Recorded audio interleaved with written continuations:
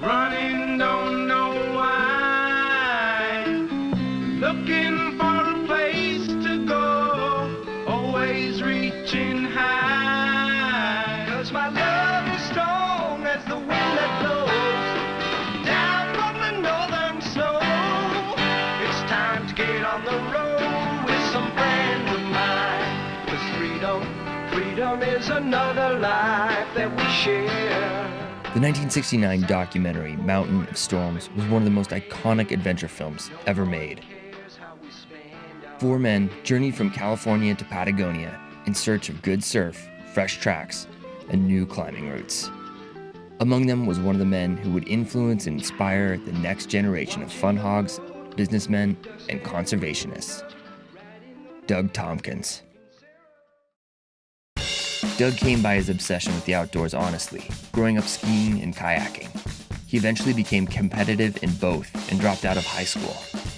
At 21, he was frustrated with the poorly made outdoor gear available, so he took out a loan and started his own small business. The company was called the North Face, and that band playing the opening event was a little group called the Grateful Dead. And the bouncers were Hell's Angels. The world Doug lived in was full of free thinkers, poets, musicians. Things just seemed to coalesce. After being constantly bothered with gear suggestions and critiques at his favorite crags, Doug sold his stake in the North Face in 1968, and he hit the road. His 6-month trip to Patagonia cemented Doug's legend status among the outdoor community. It also solidified his love for the wild, rugged, and remote landscapes of South America.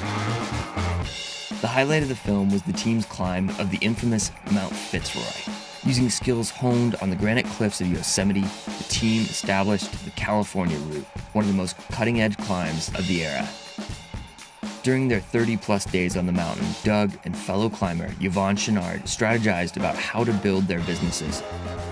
Yvonne went on to build Patagonia Incorporated, and Doug returned to his 2 young daughters, Summer and Quincy. He invested in his wife Susie's small clothing company, which turned into a globally recognized fashion powerhouse, Esprit. The company's motto was, "If it's not inspiring, it's not Esprit." By 1978, business was booming. Susie became design director, and Doug, the image director. He oversaw catalog layout and photo shoots, and even designed the corporate headquarters. Esprit formed partnerships throughout Europe and China, growing at an astounding pace and eventually topping $1 billion in sales. But as the company grew, so did Doug's disdain for the fashion industry. He was spending 5 months a year, climbing and kayaking all throughout the world, and immersing himself in ecological literature. These trips made him increasingly aware of the disappearance of wild nature across the planet. The philosophy of deep ecology, with its central idea that all life on Earth, not just human life, has intrinsic worth, became the foundation for Doug's new worldview. In his last years at Esprit, Doug instituted a buy only what you need marketing campaign, asking customers to think twice before buying Esprit product, even printing it on their hang tags. Doug's disenchantment with consumer culture plateaued in 1989. He sold his shares of Esprit and ended his career in business. In 1990, Doug took his newfound wealth and moved to Chile. He purchased a farm in a remote area and began conservation work full-time. Over the next few years, Doug started the Foundation for Deep Ecology and the Conservation Land Trust. He also remarried to Patagonia's then CEO, Kristine McDivitt. She retired in 1993 and moved to Chile to become Doug's partner in conservation. We flew into this roadless area to this farm he'd just bought on this completely wild coast of southern Chile. No roads. We lived in this tiny little converted smokehouse, and it was probably 100 square feet. It was the two of us. I mean, it was a great way, I think, to start a marriage of two highly opinionated and kind of strong personalities, because we were really dependent on one another for everything. And I think that's what forged this extraordinary marriage. In 1993, Doug and Chris began their first project in Chile, Pumalín. Here's nearly 1 million acres of pristine rainforest that's untouched, and that the possibility of actually buying it, as audacious as that is, it was possible. And that's when we really began to understand that we were onto something much bigger than we ever imagined. And that was the first time, I think, that it really clicked. Oh my God, we can do this. But despite their intentions, Chileans became suspicious of their motives. At the beginning, in the early 90s, when Douglas and Chris came to Chile, and they said that they wanted to, create these protected areas to become national parks, people did not believe them. Chile is for exploitation, not for conservation. And this man, he wants to stop, the development in Chile and put a padlock on large pieces of land. And it was a huge controversy. They thought they had hidden intentions. We were famously called the couple who cut Chile in half, and they thought that Pumalín was being developed to create a new Jewish state, or it was the new nuclear waste dump for the United States. Everywhere in the world, human nature is something new, something unknown, is met with skepticism. So I take it as pretty normal. Skepticism plus.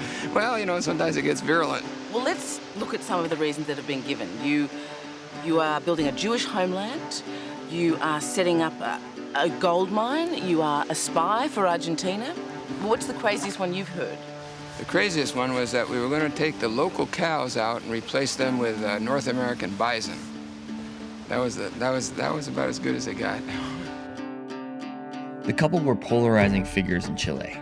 In addition to their land holdings, Doug had begun to support activist efforts on a local level, fighting industrial salmon farming, logging, and proposed dams in the area. He'd also gotten into the publishing business, printing large format books on a variety of environmental topics. He didn't mind to get in trouble politically, to get, as we say, between the legs of the horses. Douglas is amazing. I used to say to him, Doug, you've got to find a way to work with these people. It is their country, it is their culture, it is their political system, it is their faith. And what you're going to do for them is not just quite grand, it's very important, but they need to come to that conclusion, Doug, without you just forcing it on them. And thank God for Chris, because Chris was the one who could go in there after he'd blown through things and the storm had scattered the landscape with his ideas and other things, and she'd put it back together and everybody would feel good about her. The idea that we were doing exactly what we said we were doing from the beginning really calmed the waters. Over the next several decades, Doug and Chris, along with their partners, worked together through their foundations to purchase land and create 5 national parks, which were then gifted back to their countries of origin.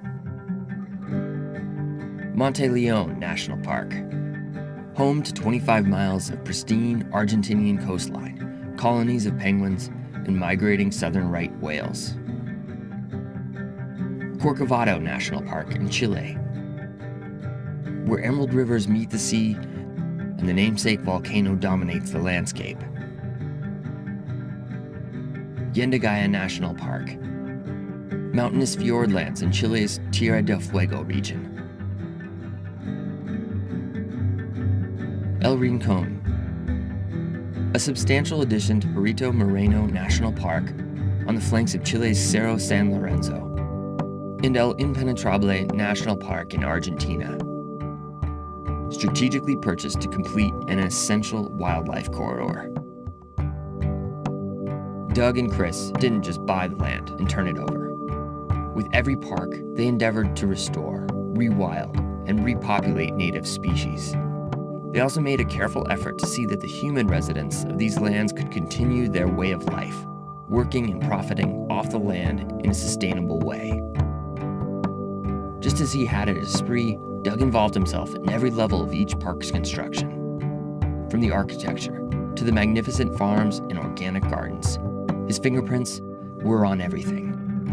I think everything he did, he approached as an artist. I mean, every nail, every little piece of wood, every little development of any kind he got involved in, it was his eye. There was never any detail that was too small for him to examine. Douglas had this capacity to concentrate from the micro level to the macro level. The fixture in the restroom, the thing in the door, he was into everything. Doug was really and absolutely always driven first and foremost by beauty. His identification with the folds and the grace and the beauty of landscape was just unparalleled. Doug also continued to get out and enjoy the places he helped to protect. Hiking, climbing, and kayaking with friends in these pristine places.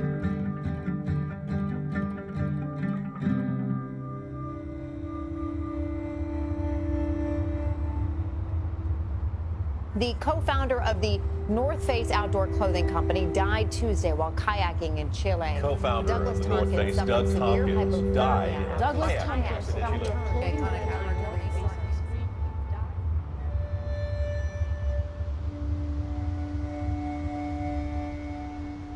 On the day of the accident, I think he took the best of me with him, and I took the best of him, and I carry it with me wherever I go. Yes, he left me a lot to do and a lot of things to decide and push through, but the last thing I am is alone. One of Douglas' favorite concepts or ideas was Edward Abbey's, who said, "Sentiment without action is the ruin of the soul." Douglas saw very deep, and acted accordingly. Doug, more than anyone else I knew, was a philosopher, king of the environment, but also a man who was totally at ease in it and was energized by it. It's very tempting to say Doug Tompkins was unique. There was no one else in the world like him. In this case, it has the added virtue of being true. He sailed against the winds and always reached his destination, however strong the winds may have been against him.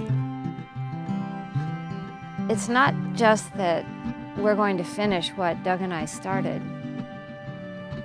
We're going to keep going. In addition to a multitude of planned projects, 3 more parks are in construction and slated for donation in the coming years. In total, Doug and Chris will have donated over 2.5 million acres of land into the park systems of Chile and Argentina that will be leveraged to create over 10 million acres of parkland.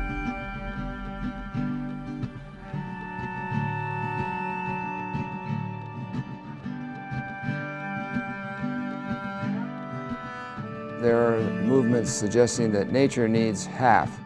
I think nature needs a lot more than half, but let's start with half. You can come and take a look and you can tread lightly there, but it has to be left alone. National parks have a lot of benefits. One is they get people out into nature.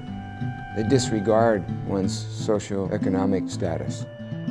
They represent a good form of social equity. They belong to everyone. It comes back to that idea that Dave Brower put in our heads about paying your rent for living on the planet.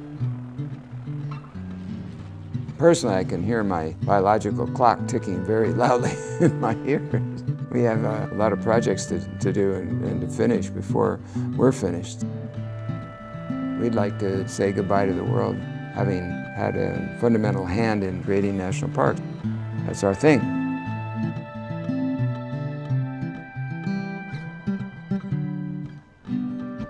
We're gonna get this done. It's just a matter of time.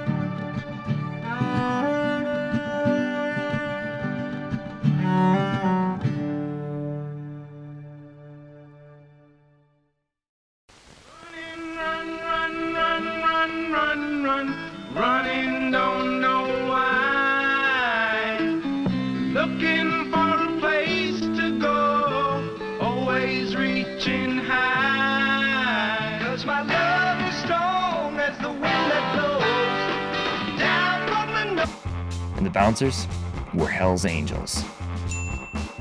The world Doug lived in was full of free thinkers, poets, musicians. Things just seemed to coalesce. After being constantly bothered with gear suggestions and critiques at his favorite crags, Doug sold his stake in the North Face in 1968. And he hit Northern snow. It's time to get on the road with some friends of mine. 'Cause freedom is another life that we share. The 1969 documentary Mountain of Storms was one of the most iconic adventure films ever made. 4 men journeyed from California to kayaking. He eventually became competitive in both and dropped out of high school. At 21, he was frustrated with the poorly made outdoor gear available, so he took out a loan and started his own small business. The company was called the North Face, and that band playing the opening event was a little group called the Grateful Dead, Patagonia, in search of good surf, fresh tracks, and new climbing routes. Among them was one of the men who would influence and inspire the next generation of fun hogs, businessmen, and conservationists. Doug Tompkins. Doug came by his obsession with the outdoors honestly, growing up skiing and